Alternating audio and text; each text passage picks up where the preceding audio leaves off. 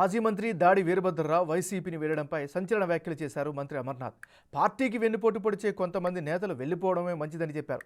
వైసీపీలో గెలిచే వారికే టికెట్స్ ఉంటాయని తేల్చి చెప్పారు. ఎన్నికల వేళ టిక్కెట్లు రాని పార్టీకి దూరంగా ఉండడం వల్ల తమకు వచ్చే నష్టమేమీ లేదని చెప్పారు.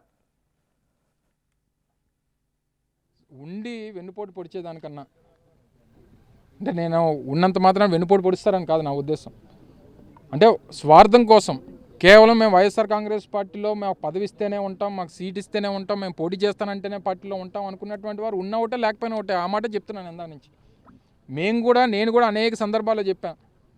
ఈరోజు నేను మంత్రిగా ఉన్నా, రేపు లేదు నువ్వు ఆగాలి, నువ్వు పోటీ చేయడానికి ఈసారి లేదు నువ్వు పార్టీ కోసం పనిచేయంటే జెండా పట్టుకొని తిరుగుతామని చెప్తున్నాం కదా. మాకు ఉన్నటువంటి టార్గెట్ కేవలం జగన్మోహన్ రెడ్డి గారిని ముఖ్యమంత్రి చేయడం, రాష్ట్రంలో మళ్ళీ వైఎస్ఆర్ కాంగ్రెస్ పార్టీని అధికారంలోకి తీసుకురావడం. ఇవి మా టార్గెట్స్.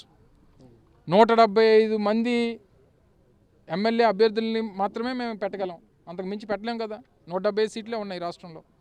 175 మంది ఎమ్మెల్యే సీట్లు ఉన్నవాళ్ళే పార్టీ కోసం పనిచేస్తారు, మిగిలిన చేయరని కాదు కదా. 175 మందితో పాటు లక్షలాది మంది వైఎస్ఆర్ కాంగ్రెస్ పార్టీ కార్యకర్తలు, వారితో పాటు వేలాది మంది వైఎస్ఆర్ కాంగ్రెస్ పార్టీ నాయకులు ఈ పార్టీ అధికారంలోకి వస్తే మా భవిష్యత్తు బాగుంటుందని చెప్పి నమ్మి ఆశిస్తున్నటువంటి రాష్ట్రంలో 5 కోట్ల మంది ప్రజానీకం. వీరి కోసమే జగన్మోహన్ రెడ్డి గారు ఆలోచిస్తున్నారు తప్ప ఇంకా ఏది కూడా ఒక అభ్యర్థో లేకపోతే ఒక ఎమ్మెల్యేవో ఒక మంత్రో బాధపడతాడు సీట్ ఇవ్వకపోదు అనేటువంటి ఆలోచన జగన్మోహన్ రెడ్డి గారికి లేదు.